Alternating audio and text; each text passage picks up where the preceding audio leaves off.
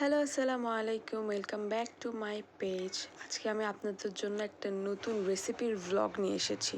আজকে আমি আপনাদেরকে দেখাবো আম্মুর হাতের চিকেন রোস্ট। আম্মু কিভাবে চিকেন রোস্ট বানায়। আমি কখনো চিকেন রোস্ট রান্না করিও নি, ওভাবে প্রসেসটাও কখনো দেখিনি। তো ভাবলাম আম্মু যেহেতু রান্না করছে, পেজের জন্য ভিডিও নিয়ে নিই, সাথে আমিও শিখে আপনাদেরকেও শিখিয়ে দিই।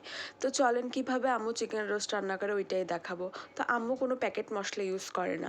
এখানে আম্মু প্রথমে চিকেনের পিসগুলোকে আদা রসুন আর লেবু দিয়ে ম্যারিনেট করে রেখেছিল। তারপরে এগুলোকে তেলে ভেজে নিল হালকা করে। এবারে মেইন প্রসেসে যাওয়া যাক। প্রথমে একটা কড়াইয়ে তেল দিয়ে নিয়ে এর ভিতর পেঁয়াজ দিয়ে লাল লাল করে ভেজে নিয়ে কিছু পেঁয়াজ বেরেস্তা তুলে রেখেছে। তারপর এর ভিতরে কিশমিশ, বাদাম, তেজপাতা, কালো ফল দিয়ে হালকা করে ভেজে নিয়েছে। এর ভিতরে দেবে বাটা মশলা, আদা রসুন বাটা, জিরা বাটা, ধনিয়া বাটা, এবার বাদাম বাটা।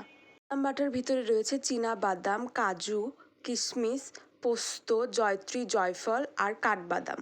ভিতরে সামান্য একটু পানি দিয়ে কষিয়ে নিয়ে তারপর দুধ দিয়ে কষিয়ে নিবে যতক্ষণ না পর্যন্ত তেলটা উপরে ভেসে আসছে।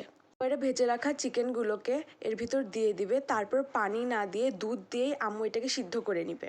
চিকেনগুলো সিদ্ধ হয়ে আসলে আম্মু সাইডে পানি দিয়ে তেঁতুলটাকে ভিজিয়ে রেখেছিল। তেঁতুলের সেই পানিটা চিকেনের ভিতর দিয়ে দিবে, দিয়ে কিছুক্ষণ নেড়ে নিবে।